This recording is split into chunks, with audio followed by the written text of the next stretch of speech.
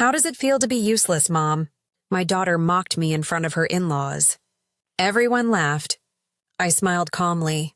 Wonderful, because I just canceled your rent payment. Her face drained. Her husband turned to her confused. Rent? You told me we bought that house. Where are you watching from today? Drop your location in the comments below and hit that like and subscribe button. Let me take you back to how we got to this moment because, honey, this story has layers like a wedding cake, and it's about to get just as messy. I'm Linda Morrison, 58 years old, and I've been financially supporting my daughter Rebecca for longer than I care to admit. What started as helping a young couple get on their feet had somehow morphed into me being their personal ATM.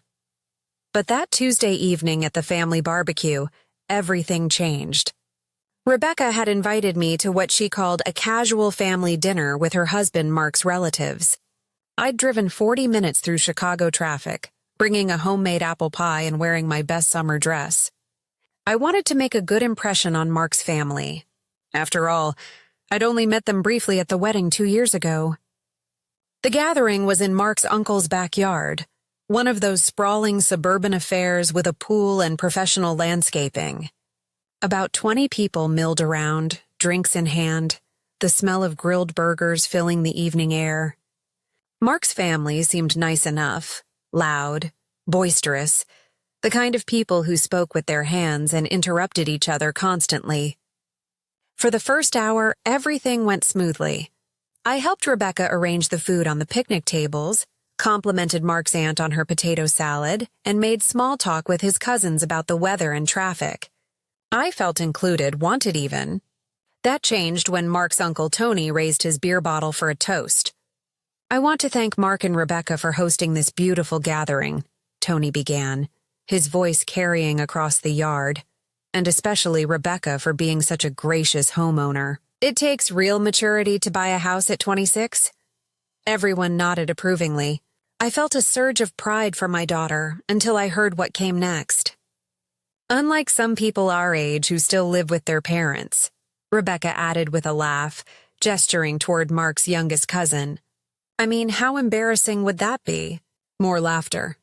I maintained my smile, though something felt off. Well, it helps when you have responsible parents who taught you financial independence, Mark's mother chimed in. Not like those helicopter parents who enable their children by paying for everything. Rebecca nodded enthusiastically. Oh, I totally agree. My mom always taught me to be self-sufficient, right, Mom? All eyes turned to me. I nodded uncertainly, something cold settling in my stomach. That's why Rebecca was so smart to buy her house young instead of throwing money away on rent, Tony continued. Building equity, smart investments. That's how you build generational wealth. The conversation continued around me, but I'd stopped listening because I knew with absolute certainty that Rebecca hadn't bought any house. I'd been paying her rent for 18 months. Every month, $20,200 transferred from my account to hers, supposedly for their apartment in Lincoln Park. I excused myself to the bathroom, my mind racing. When I returned, Mark's uncle was regaling the group with stories about his own first home purchase. The key is having a solid down payment, he was saying. These young people today want everything handed to them. But Rebecca here, she saved every penny, worked 2 jobs, showed real character. Actually, Mark added proudly, Rebecca managed to save enough for 20% down, no PMI, better interest rates. She really knew what she was doing. Rebecca beamed at the praise, and that's when something snapped inside me, because I knew Rebecca's savings account had exactly $400 in it. I knew because I'd co-signed for it when she was 18. I knew because she'd borrowed money from me just last month for car repairs. I knew because I'd been her financial safety net for her entire adult life. The lies kept flowing. Rebecca told everyone about choosing between granite and quartz countertops. Mark described their mortgage shopping process. Someone asked about property taxes, and Rebecca answered knowledgeably, spinning an elaborate fiction about escrow accounts and homeowners insurance. With each word, my anger grew, not just at the lies, but at the casual way my financial support was being erased from their narrative. The months I'd worked overtime to help with their rent. The vacation I'd skipped to cover their security deposit. The retirement money I dipped into when Mark lost his job last spring. None of it existed in this version of their story. "How does it feel to be useless, Mom?" Rebecca said suddenly, her voice cutting through my thoughts. The conversation had shifted while I'd been processing, and somehow I'd become the target. "I mean, it must be nice not having anyone depend on you financially." The backyard fell silent except for the hum of the pool filter. 20 pairs of eyes stared at me, some sympathetic, others amused. Mark looked uncomfortable, but he didn't defend me. Rebecca's smile was sharp, triumphant. And in that moment, sitting on a plastic chair in a stranger's backyard, watching my daughter publicly humiliate me for the crime of being generous, I made a decision that would change everything. I smiled calmly and reached for my phone. The silence stretched for exactly 12 seconds. I counted them. Mark's face went through several color changes, settling on a sickly green that reminded me of hospital walls. Rebecca's mouth opened and closed like a fish gasping for air. "Rent," Mark repeated, his voice barely above a whisper. "Rebecca, what's she talking about?" Tony set down his beer bottle with unnecessary force. "I'm confused here. Didn't you just tell us about your mortgage payments?" Oh, this was delicious. I could practically see the wheels turning in Rebecca's head as she tried to calculate how to salvage the situation. But there's no graceful way to explain away 18 months of deception. "Mom's obviously confused," Rebecca said quickly, forcing a laugh that sounded like nails on a chalkboard. "You know how older people sometimes get things mixed up?" Older people?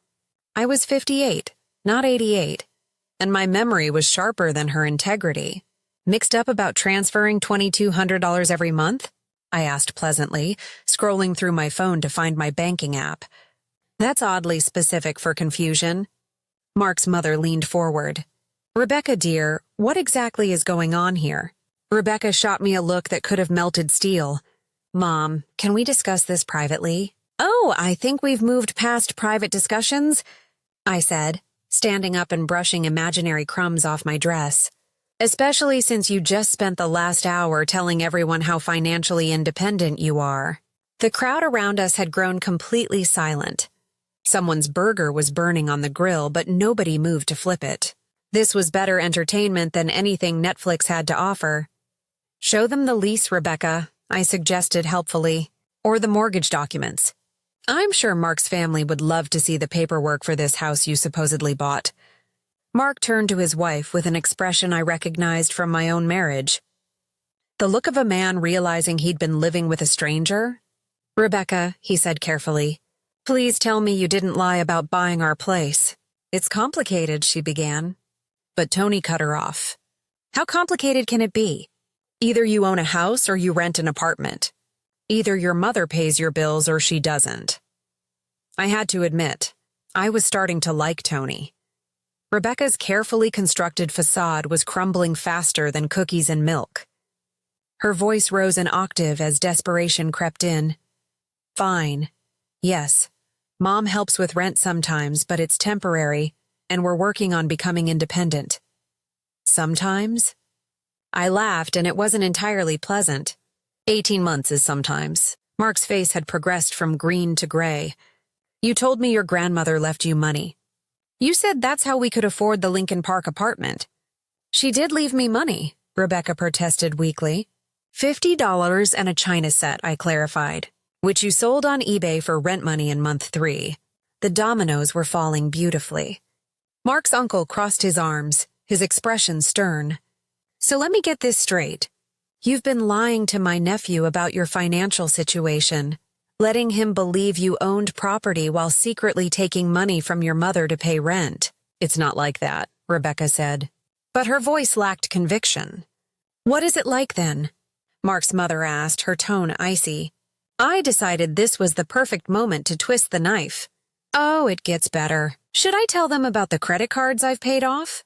The car loan I co-signed, the wedding I funded because you claimed your budget was tight." Rebecca's face flushed red. "Mom, stop. Why should I stop? You certainly didn't stop when you were entertaining these lovely people with stories about your financial wisdom. I turned to address the group. Did she mention that I paid for their honeymoon too? Cabo was beautiful, according to the photos she posted. Mark slowly turned to stare at his wife. You told me you'd saved for that trip for 2 years. Technically, I did save for it, Rebecca said desperately. I saved Mom's money in our vacation account. Even I winced at that logic. Tony shook his head in disgust. Young lady, do you have any idea how this reflects on our family? Mark's been bragging about his financially successful wife to everyone at the construction company. And I've been telling my book club what a smart daughter I raised, I added. Guess we were both wrong. Mark stood up abruptly, his chair scraping against the concrete patio. I need to process this. Rebecca, we're going home now. Mark, wait. Now, Rebecca. As they gathered their things, Rebecca pulled me aside. Her earlier confidence had evaporated completely, replaced by panic. Mom, I can explain everything. You don't understand the pressure I've been under. The pressure to lie to your husband for 18 months. The pressure to fit in with his family. They have money expectations. I couldn't tell them I needed help. I studied my daughter's face, seeing clearly for the first time in years. So you decided to humiliate me instead.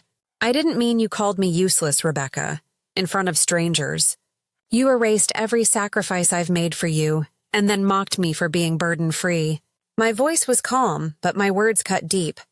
Well, congratulations. You're about to become truly independent. What do you mean? I smiled sweetly. Exactly what I said. Your rent payment was due yesterday. I canceled the transfer this morning. Rebecca's eyes widened. You can't do that. We'll be evicted. That sounds like a problem for a financially independent homeowner to solve. The drive home gave me 43 minutes to think about what I'd just done. And for the first time in months, I felt completely, brilliantly free. My phone started ringing before I even reached my apartment. Rebecca's ringtone. Money. That's what I want. By Barrett Strong, which had seemed hilarious when I set it up. Now it felt prophetic. I let it go to voicemail. Then it rang again and again. By the time I'd changed into comfortable clothes and poured myself a generous glass of wine, I had 7 missed calls and 4 text messages. The texts were a masterclass in manipulation tactics. Mom, please call me. There's been a misunderstanding. I know you're upset, but this affects Mark too. You're punishing him for my mistakes. Please don't do this. We can work something out. I'm sorry. I was wrong. Please call me. I deleted them all without responding. The 8th call came while I was heating up leftover Chinese food. This time I answered. Hi, honey. Mom? Thank God. Listen, I know I messed up tonight, but Rebecca, stop. Let me ask you something. How long did you think you could keep lying to Mark? Silence. Seriously, I'm curious. What was your long-term plan? Were you going to fake mortgage payments for 30 years?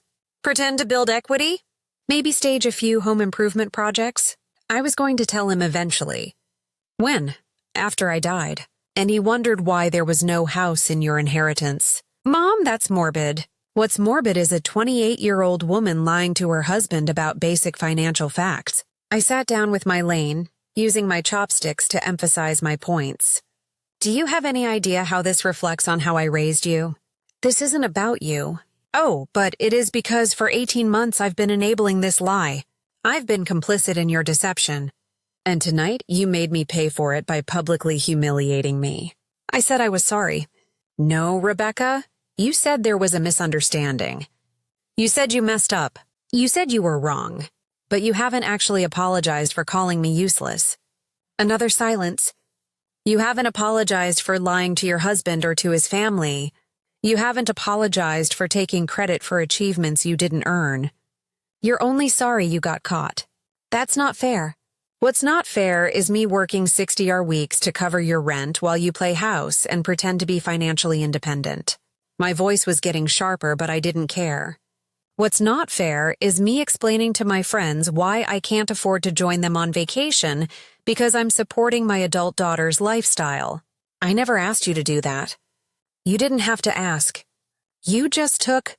For 18 months, you took my money, my sacrifices, my retirement savings, and then acted like I was the problem.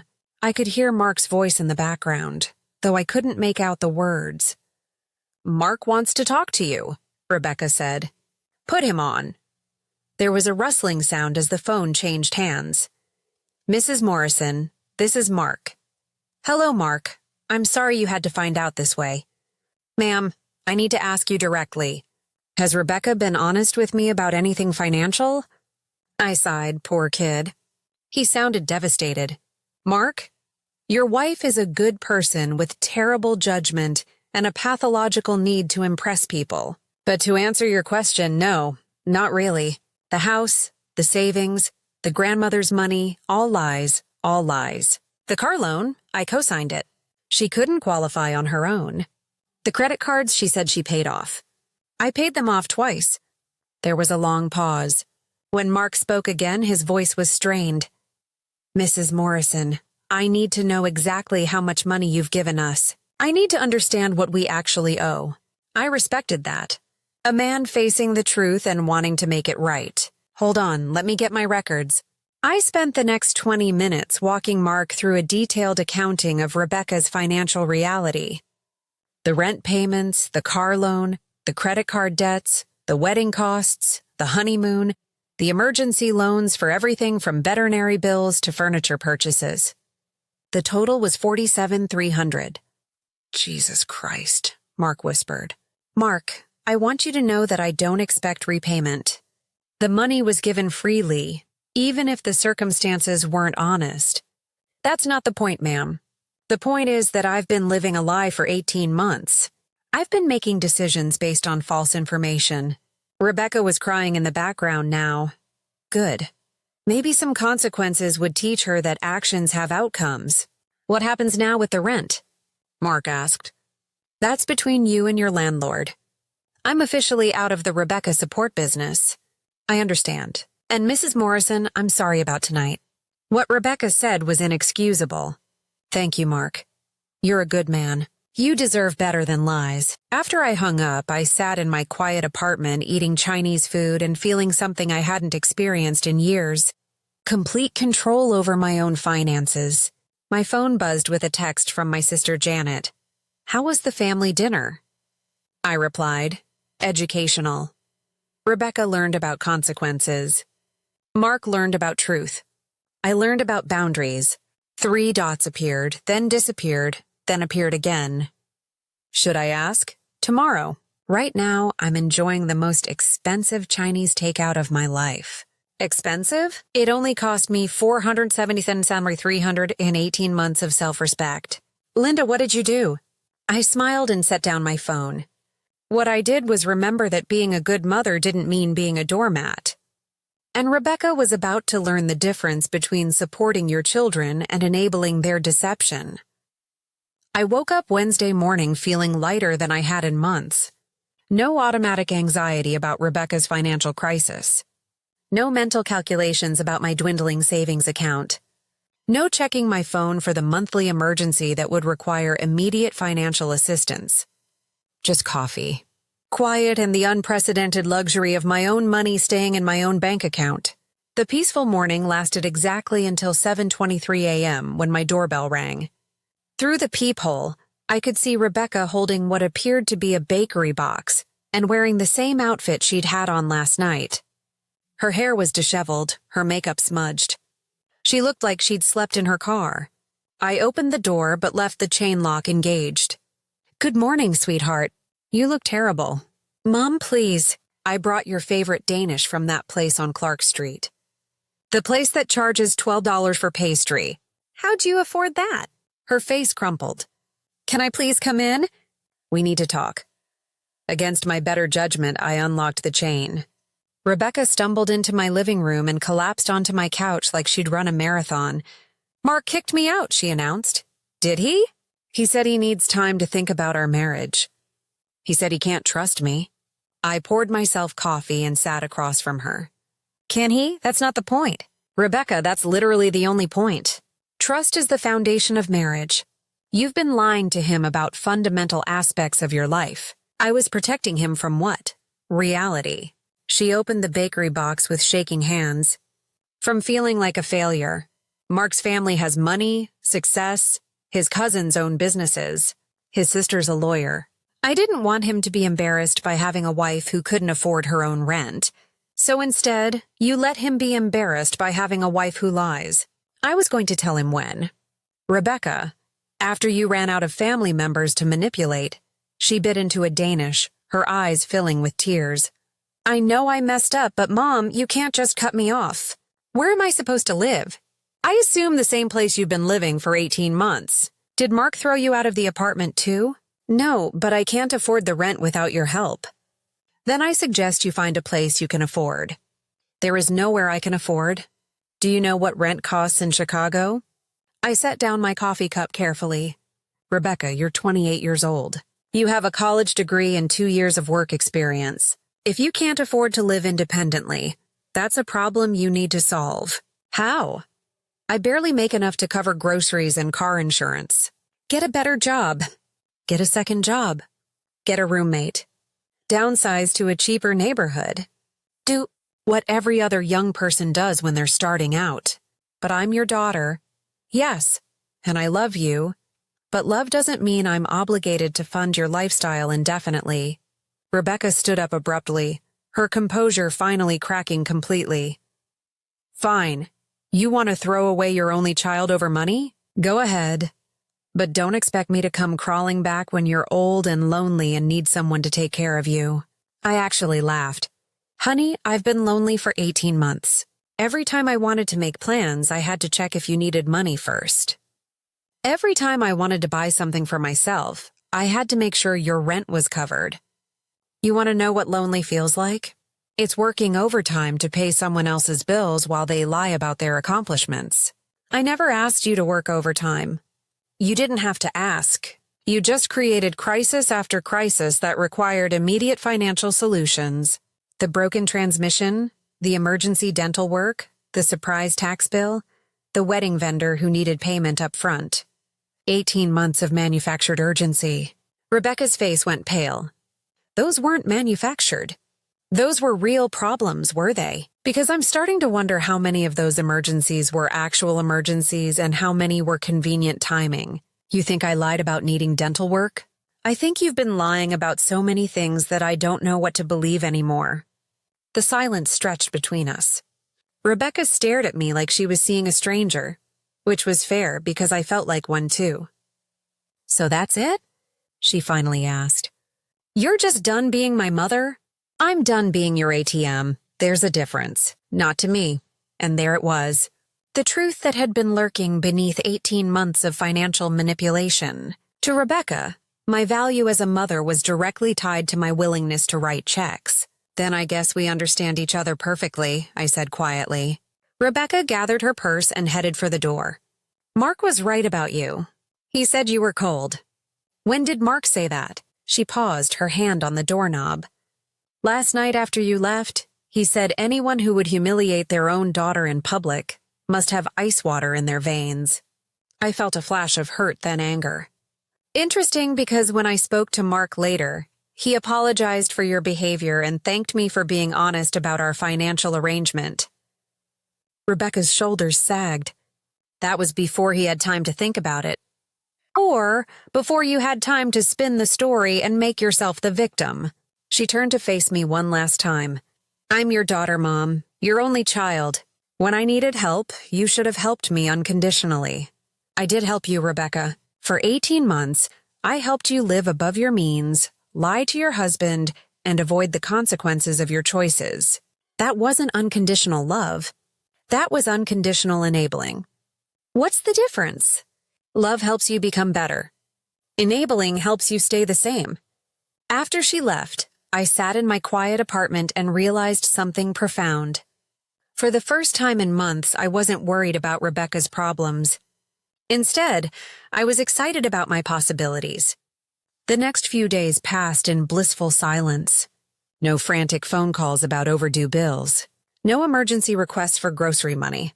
No detailed explanations about why her car insurance had suddenly doubled or why her credit card company was being unreasonable about payment due dates. I spent Thursday evening going through my finances. My actual finances, not the complicated web of Rebecca-related obligations I'd been managing. The numbers were both better and worse than I'd expected. Better because without Rebecca's monthly drain, I had more disposable income than I'd seen in 2 years. Worse because I realized how much of my retirement savings I'd depleted keeping her afloat. 40 cents every $300 might not sound like much to some people, but when you're 58 and staring at Social Security calculations, it represents months of financial security, years of small comforts, the difference between aging gracefully and aging worried. But there was something else in those bank statements that caught my attention, something that made my blood run cold. In the 18 months I'd been supporting Rebecca, she'd made some interesting purchases. Purchases that didn't align with someone struggling to pay rent. $800 at Nordstrom, $600 at Williams-Sonoma, $1 to $200 for what appeared to be a weekend getaway to Wisconsin Dells. A trip I'd never heard about. Multiple charges at expensive restaurants, a gym membership that cost more than most people's car payments, and most infuriatingly, a $300 spa day the same week she'd called me crying about not having money for groceries. I sat back in my desk chair, pieces clicking into place with sickening clarity. Rebecca hadn't been struggling. She'd been living beyond her means while using me as a safety net. The emergencies had been lifestyle choices. The financial crisis had been cash flow management if Mom was covering rent. Rebecca's salary could fund her want-to-haves instead of her need-to-haves. My phone rang. Rebecca's number. I almost didn't answer, but curiosity got the better of me. "Hello, Mom. I need to ask you something." Her voice was different. Small, scared. "What is it?" Did you call my credit card companies?" I frowned. "No." "Why would I call your credit card companies?" "Because they're all asking for immediate payment. They said my accounts are being reviewed for fraud." "Fraud?" "They want to verify all my purchases from the last 6 months. They're asking about charges I made while you were paying my rent." Oh, this was interesting. "What kind of charges?" "Just normal stuff. Clothes, groceries, gas." "Rebecca, I'm looking at my bank statements right now. You spent $800 at Nordstrom the same month you told me you couldn't afford winter boots." Silence. "You spent $1,200 on a weekend trip while I was working overtime to cover your rent." More silence. "You got a $300 spa treatment and then called me crying about choosing between food and electricity." "Mom, I can explain. Can you? Because from where I'm sitting, it looks like you've been committing fraud." "Not against the credit card companies, against me." "That's not what happened." "Then explain what happened." "Rebecca, explain how you justified spending my retirement money on luxury items while lying about being financially desperate." I could hear her breathing on the other end of the line. When she finally spoke, her voice was barely above a whisper. I thought I deserved nice things too. 2, you have a nice apartment, a reliable car, savings. I work 40 hours a week and I had nothing to show for it. You had nothing to show for it because you were living in an apartment you couldn't afford while refusing to budget responsibly. I wanted to fit in with Mark's friends. They all have money. So you spent mine. I was going to pay you back. With what money, Rebecca? You just told me you can barely afford groceries. I was going to get a better job. Were you? Because you've been at the same position for 2 years without a single promotion or raise.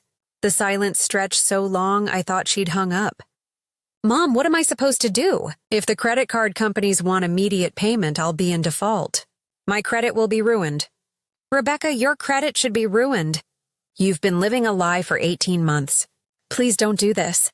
I know I made mistakes, but I'm still your daughter, and you'll always be my daughter.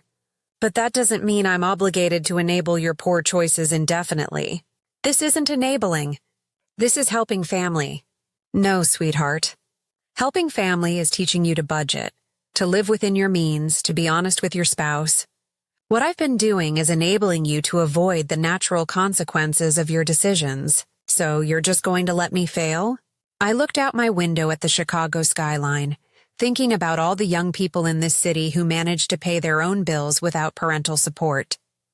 Rebecca, You can't fail at something you've never actually tried. You've never tried to live independently. You've never tried to budget on your actual income. You've never tried to have an honest conversation with Mark about money. But what if I can't do it? Then you'll figure it out. Or you'll face the consequences. Either way, you'll finally be living in reality instead of a fantasy funded by someone else's sacrifice. Mom, I love you, Rebecca. But love means wanting what's best for you in the long run, not what's easiest for you right now. And what's best for you is learning to stand on your own 2 feet. After I hung up, I made myself a cup of tea and sat down to plan my weekend. For the first time in 18 months, I could make plans without checking if Rebecca needed emergency financial assistance. I was going to enjoy every minute of it. Saturday morning brought an unexpected visitor. Mark standing on my doorstep with coffee and what appeared to be a folder full of documents. Mrs. Morrison, do you have a few minutes? I'd like to show you something. I let him in, noting that he looked like he hadn't slept in days. Dark circles under his eyes, clothes wrinkled, hair disheveled. He sat heavily on my couch and opened the folder. I've been going through our finances, he said without preamble. Everything. Bank statements, credit card bills, receipts, everything I could find. That must have been enlightening. That's one word for it. He pulled out a spreadsheet, clearly homemade, with neat columns and careful calculations. I wanted to understand exactly how much Rebecca has been lying about, and I wanted to see if there were things I should have noticed. I poured him coffee and waited. The apartment we live in, it's $2,200 a month. Rebecca told me it was one thought's $100. She said the extra $800 was going into a savings account for a house down payment. There is no savings account. I know that now. She also told me her student loan payment was $200 a month. I found out yesterday it's actually $350.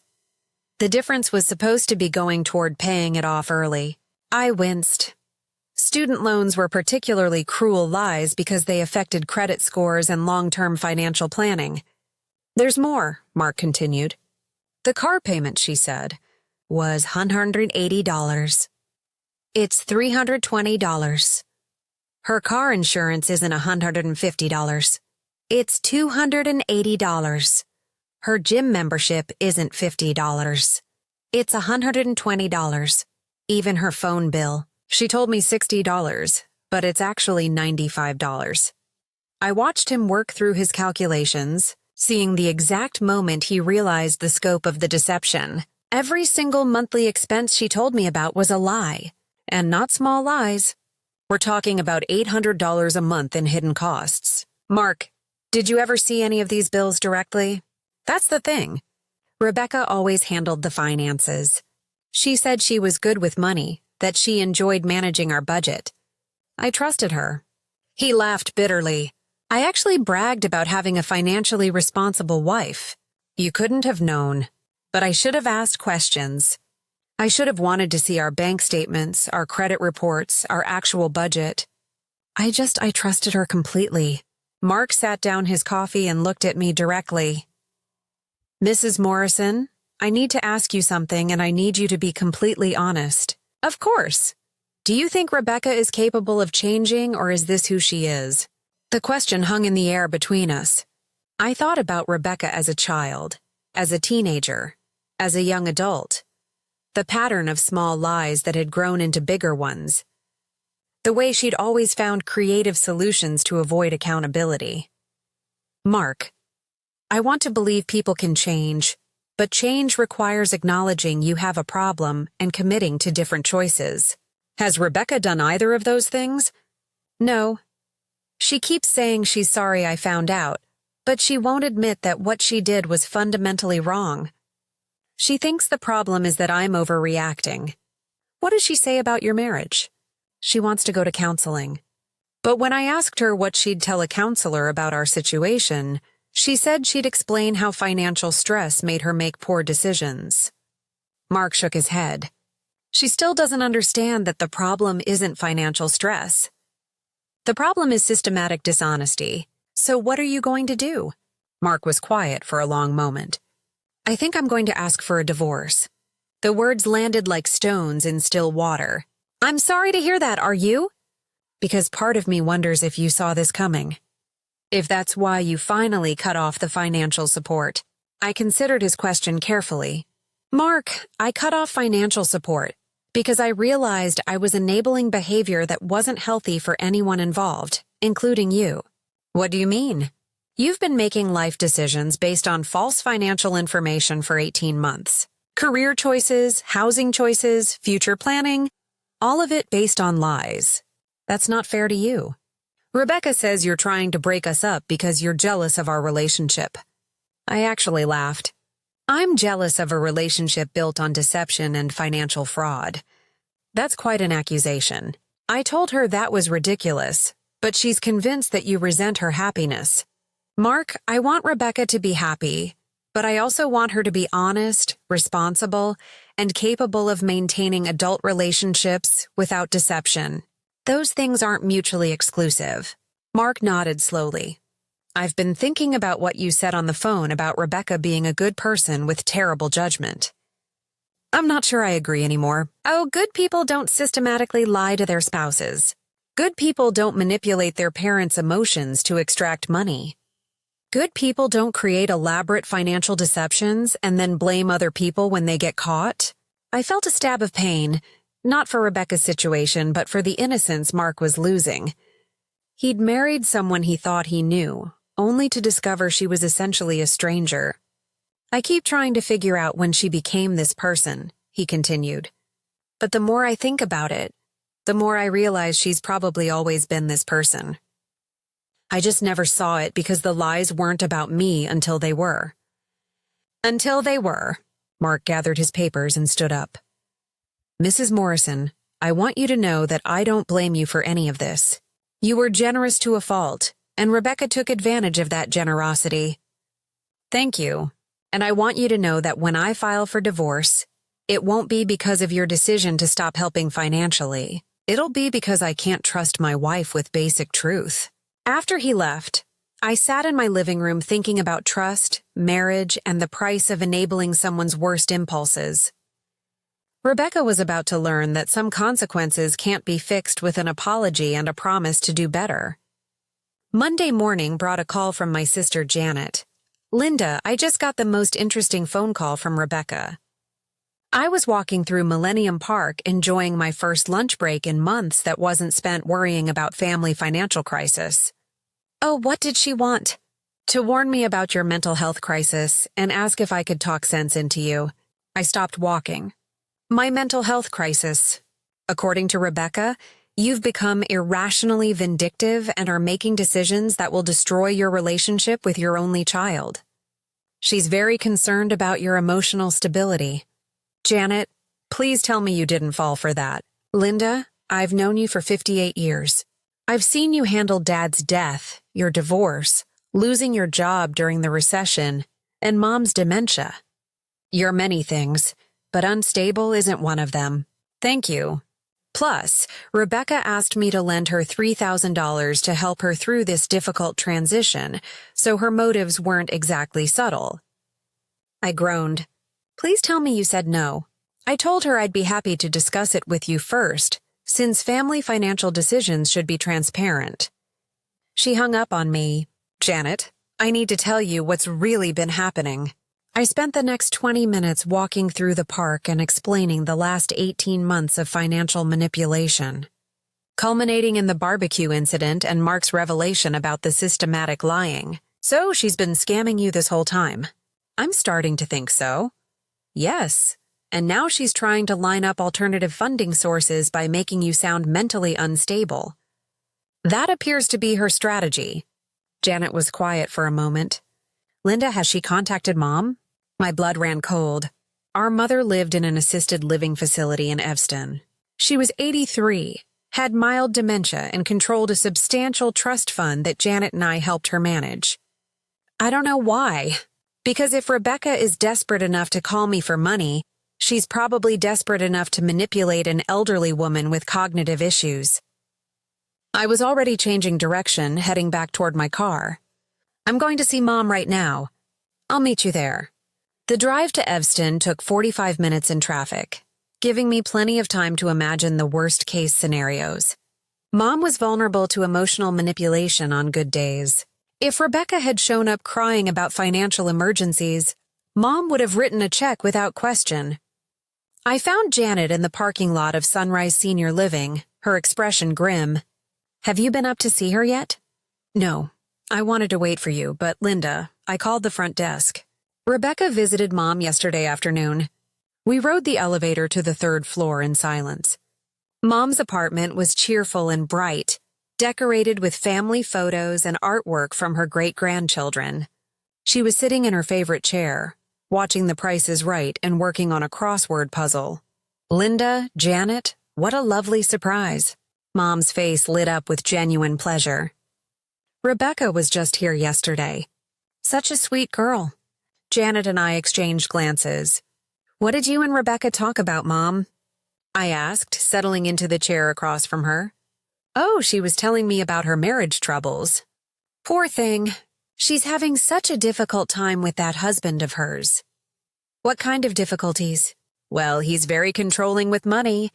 He won't let her have access to their bank accounts or make any financial decisions." Rebecca was quite upset about it. I felt sick. "Mom, did Rebecca ask you for money?" She didn't ask directly, but I could tell she needed help. That husband of hers has cut off her credit cards and won't even let her buy groceries without approval. "So you gave her money?" Mom looked confused. "Well, yes. I wrote her a check for $5,000 just to tide her over until she can get back on her feet." Janet closed her eyes. "Mom, did Rebecca mention that she and Linda have been having problems?" "Oh, yes. She was very concerned about Linda's behavior lately. She said Linda has been acting irrationally, making poor financial decisions, pushing away family members. Rebecca was worried that Linda might be developing dementia." The audacity was breathtaking. Rebecca had manipulated my 83-year-old mother into believing I was mentally unstable while simultaneously extracting $5,000. "Mom," I said carefully, "Rebecca lied to you. She and Mark are having problems because she's been lying to him about money for 18 months. I've been paying her rent and she told him she owned a house. That doesn't sound right, dear. Rebecca said you've been confused about finances lately." "Mom, look at me. Do I seem confused to you?" She studied my face with the sharp intelligence that dementia hadn't yet touched. "No, Linda, you seem perfectly clear. Rebecca is in financial trouble because she's been living beyond her means and lying to her husband. She didn't ask me for help. She manipulated you into giving her money by making me sound incompetent." Understanding dawned slowly in Mom's eyes. Oh dear. "Mom, I need you to stop that check." "Can I do that?" Janet was already on her phone. "I'm calling the bank now." While Janet worked on freezing the check, I sat with Mom and explained the real situation. Her reaction was swift and decisive. "That manipulative little 'I raised you girls better than this.' Linda, how did Rebecca learn to lie so convincingly?" "I honestly don't know, Mom." "Well, she won't get another penny from me. And Janet, make sure the bank staff knows that I don't want to see Rebecca again without one of you present." "Already handled," Janet said, ending her call. "The check has been frozen. $5,000 stays put." As we prepared to leave, Mom grabbed my hand.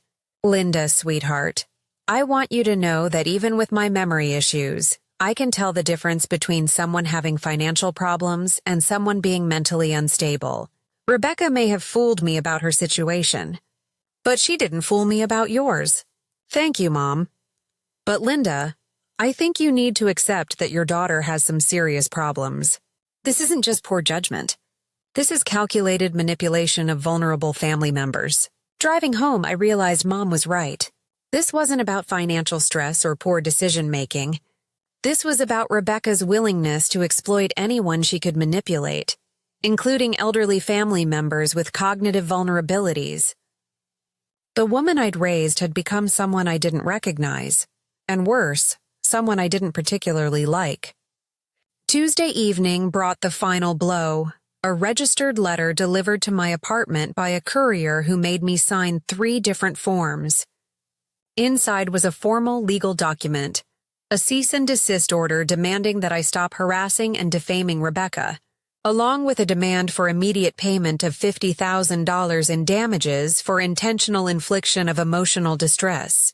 I read it twice, then called my neighbor's son, who was a lawyer. "Tommy, can you take a look at something for me? I think my daughter is trying to sue me."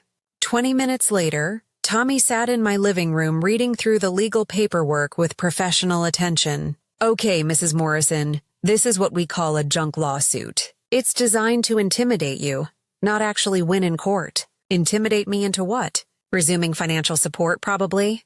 "Look at these allegations. They claim you publicly humiliated Rebecca at a family gathering, that you've been spreading false information about her finances, and that you've caused her severe emotional distress by cutting off support. Is any of that actionable? Well, let's see. You told the truth about your financial arrangement in response to direct lies about Rebecca's home ownership status. Truth is a complete defense against defamation. As for emotional distress, she'd have to prove that your actions were so extreme and outrageous that they'd offend a reasonable person. And a reasonable person would say that lying to your spouse for 18 months and manipulating your elderly grandmother for money is more outrageous than telling the truth about who pays rent. I felt relief wash over me. So I don't have to pay her $50,000. You don't have to pay her $50,000. But Mrs. Morrison, I need to ask, did you hire a private investigator to look into Rebecca's finances? No. Why? Because according to this, Rebecca believes someone has been stalking and investigating her financial activities. If it wasn't you, someone else is digging into her background. That was interesting. Could it be Mark? Possibly. If he's considering divorce, he'd want a complete picture of their financial situation. Smart move, actually. What should I do about this lawsuit? I'll draft a response explaining why her claims have no merit. We'll also include a counterclaim for the money she owes you, plus legal fees. Tommy grinned. Sometimes the best defense is a good offense. Will that work? Mrs. Morrison, your daughter has two choices. Drop this ridiculous lawsuit or go to court where a judge will examine her financial deception under oath. Which do you think she'll choose? As Tommy worked on his response, my phone rang. An unknown number. "Hello, Mrs. Morrison. This is David Palmer from Palmer Investigations. Mark Brennan hired me to look into some financial irregularities. I wonder if we could meet." "What kind of irregularities?" "The kind that might be criminal. I think Rebecca has been running more than just a family scam, ma'am. I think she's been running several." We agreed to meet the next morning at a coffee shop near my office. I spent the rest of the evening wondering what other lies Rebecca had told, and who else she'd been manipulating. Wednesday morning, David Palmer turned out to be a thin, serious man in his 50s who looked like he'd been a cop before becoming a private investigator. He spread photographs and documents across our corner table like he was briefing a jury. "Mrs. Morrison, what I'm about to show you is going to be disturbing. Your daughter hasn't just been lying to her husband and manipulating family members. She's been running what appears to be a sophisticated long-term fraud operation." "What do you mean?" "Rebecca has been dating wealthy men online for the past 2 years while married to Mark. She uses different names, different social media profiles, different backstories, and she's been extracting money from Showed Me featuring Rebecca's photos, but listing her as Sarah, Jennifer, and Michelle. Each profile claimed a different profession: nurse, teacher, social worker, and each was designed to attract successful older men. How much money are we talking about?" "From what I can trace, at least $30,000 from 4 different men in the last 18 months, probably more. $30,000. She told one man she needed surgery. Another got a story about her mother's cancer treatments. A third man was helping her pay for law school. I stared at the evidence spread across the table. She told someone she was in law school, Northwestern University, according to the profile, full scholarship, but struggling with living expenses. Rebecca works as a receptionist at a dental office. I know. But Sarah, the law student, was much more appealing to a 62-year-old investment banker than Rebecca, the dental receptionist. David pulled out another stack of photos. The surgery story was particularly effective. She sent this man photos of herself in what appeared to be a hospital bed, asking for help with medical expenses. The photos showed Rebecca lying in bed wearing a hospital gown, looking pale and vulnerable. Except I recognized the bed. It was in her apartment. And the hospital gown was a white nightgown I'd bought her for Christmas.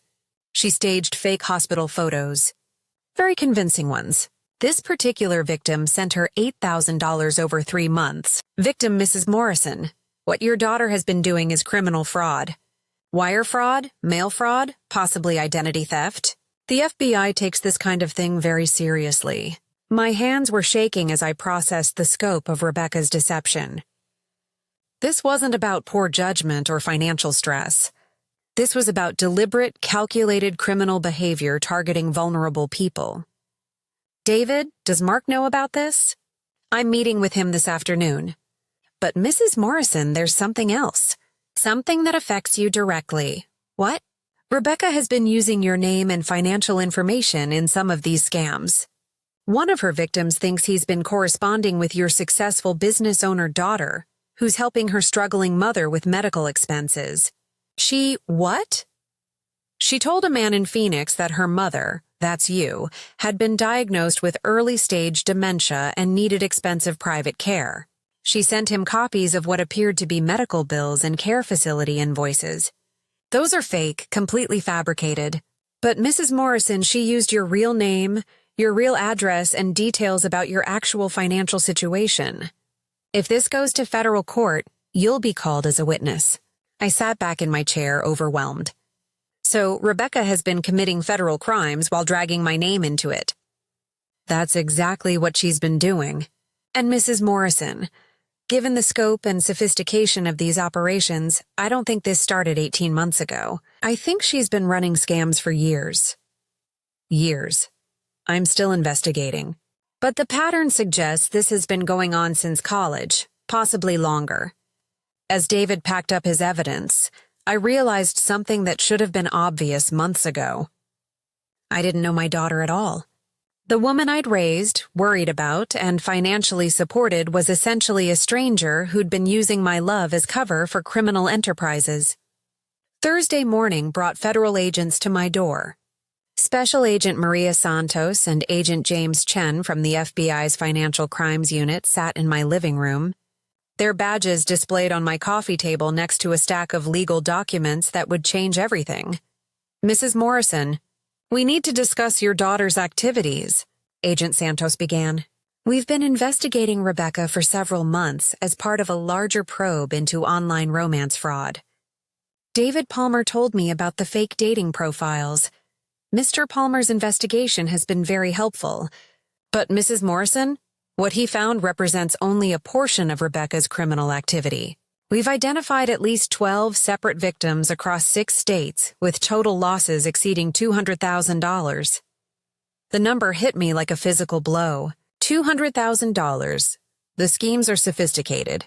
Rebecca creates detailed false identities, develops long-term relationships with victims, and extracts money using elaborate storylines that can continue for months or even years. Agent Chen opened a thick folder. We'd like to show you some communications between Rebecca and her victims. Some of them reference you directly. The first email was dated 8 months ago. Dear William, I'm writing with a heavy heart. My mother's dementia has progressed faster than expected, and the assisted living facility is demanding immediate payment for specialized care. I hate to ask, but I'm desperate. The amount is $3,500, and without it, they'll move her to a state facility where she won't receive proper treatment. I promise to pay you back as soon as my law school loan comes through. Love, Sarah. Law school loan. Rebecca told this victim she was a third-year student at Northwestern, graduating with honors but struggling financially because her father died and left the family in debt. Agent Santos showed me another email. William, thank you so much for helping with Mom's care. The doctors say she's responding well to the new treatment, but there's been a complication. She fell yesterday and needs emergency surgery for a broken hip. Insurance won't cover all the costs, and I'm already stretched thin from the previous expenses. I know I've asked for help before, but I don't have anyone else to turn to. $4,200 would cover the surgical fees. I'm attaching the hospital estimate. Your kindness means everything to our family. There was no surgery. There was no fall, no hospital, no estimate. Rebecca created fake medical documents using your name and forged hospital letterhead. I felt sick. How many people did she tell this story to?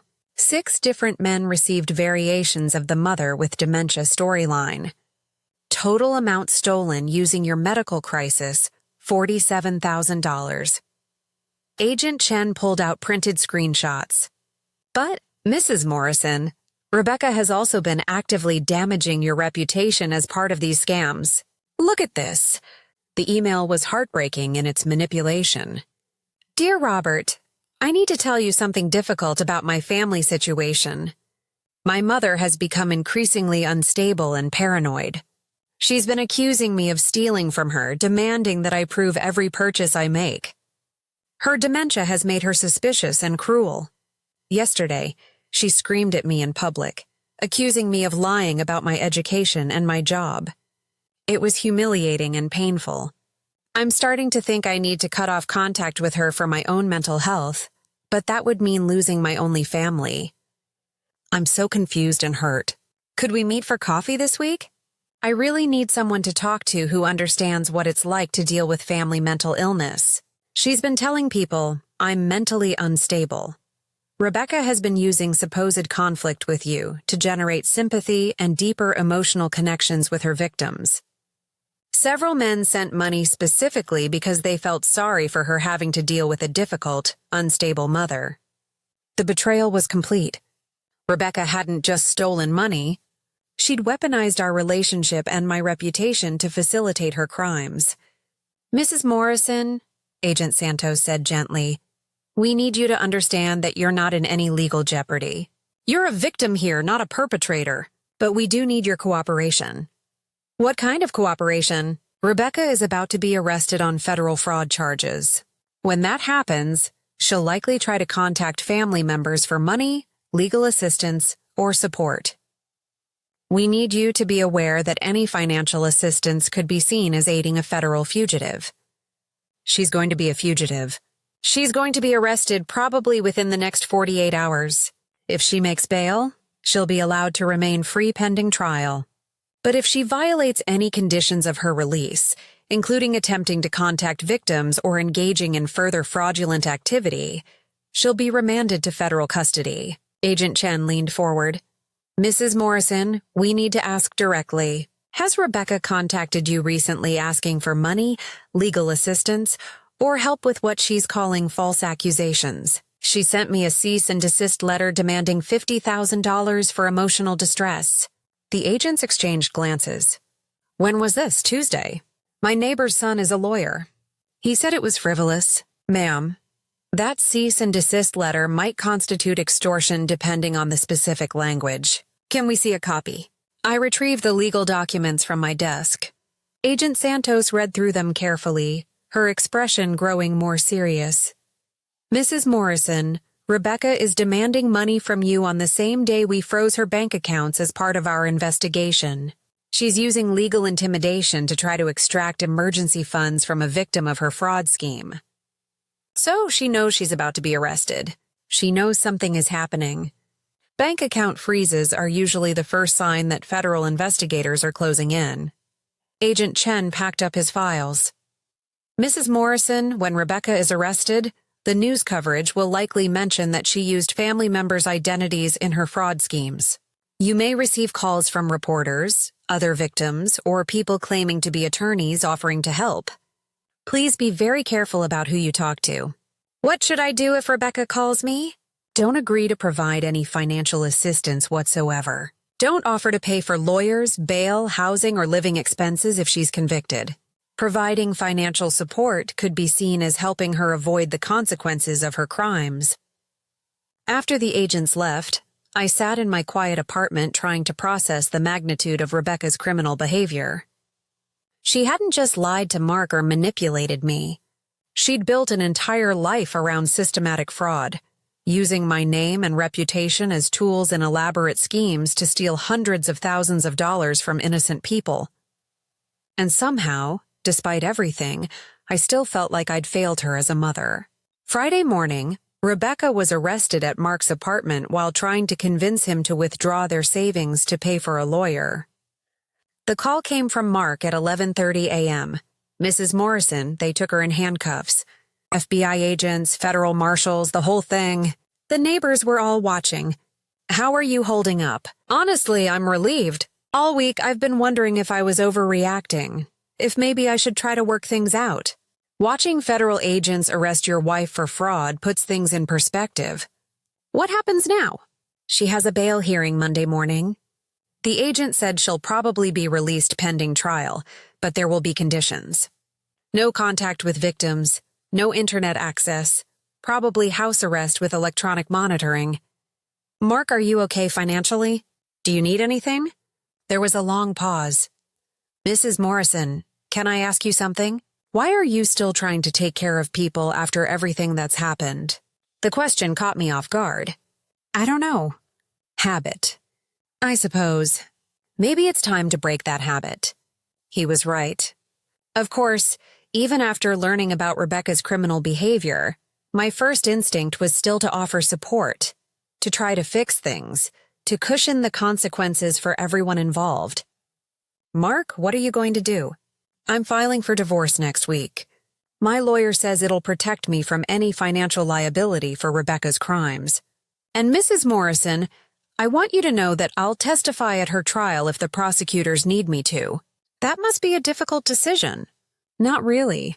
18 months ago, I married someone I thought I knew. It turns out I was living with a stranger who'd been committing federal crimes while I slept next to her every night. She made me an unwitting accomplice to fraud. You didn't know. That's exactly the point. Marriage is supposed to be built on trust, on knowing your partner's character. I didn't know Rebecca's character at all. After Mark hung up, I sat in my kitchen drinking coffee and thinking about character, consequences, and the difference between helping someone and enabling them. My phone rang. Rebecca's number calling from jail. I let it go to voicemail. The message was 18 minutes of tears, apologies, explanations, and increasingly desperate pleas for bail money. She claimed the charges were exaggerated, that she'd only been trying to help people, that the FBI was making her sound like a criminal mastermind when she was just a confused young woman who'd made some poor choices. She ended the message with, "Mom, you're the only family I have left. If you don't help me, I'll go to prison. Please don't abandon me when I need you most." I deleted the voicemail without saving it. Saturday morning brought a call from my sister Janet. "Linda, I saw the news. Are you okay?" "I'm better than I expected to be. Rebecca's been calling Mom from jail. She wants money for a lawyer." I hope Mom said no. Mom hung up on her. "But Linda, we need to talk about something else. I've been thinking about Rebecca's behavior, and I'm wondering if there were signs we missed when she was younger. I'd been having the same thoughts." "What do you remember? Do you remember when she was 16 and convinced 3 different boys that she was in love with them? She got expensive gifts from all of them for Valentine's Day. I thought that was typical teenage behavior." "What about college?" "She dated that boy Marcus for 2 years, but she was also getting money from his roommate by telling him she was helping Marcus study for law school entrance exams." I had forgotten about that. "She said she was tutoring." "Linda, I don't think she was ever tutoring anyone. I think she was already running scams in college." Janet was right. Looking back with clear eyes, I could see a pattern of manipulation and deception that stretched back years. Rebecca had always been charming, persuasive, able to convince people to give her what she wanted. I'd thought it was charisma. It was actually sociopathic behavior. "So, what does that mean for us?" I asked. "It means Rebecca isn't going to change, Linda. This isn't a phase or a response to stress. This is who she is." Monday morning, I sat in federal court watching Rebecca's bail hearing. She wore a conservative blue dress and looked appropriately remorseful as her court-appointed attorney argued for her release. The prosecutor presented a different picture. a sophisticated criminal who defrauded dozens of victims across multiple states, used family members' identities to facilitate crimes, and shown no genuine remorse for her actions. Your Honor, the prosecutor said, Miss Brennan has demonstrated a pattern of escalating criminal behavior spanning several years. She's used multiple identities, created elaborate false narratives, and shown a concerning willingness to exploit vulnerable populations, including elderly family members. The judge set bail at $100,000 with electronic monitoring, no internet access, and no contact with victims or potential witnesses. Rebecca looked directly at me as she was led away, her eyes pleading. For a moment, I felt the familiar tug of maternal instinct, the urge to fix, to help, to make everything better. Instead, I stood up and walked out of the courtroom.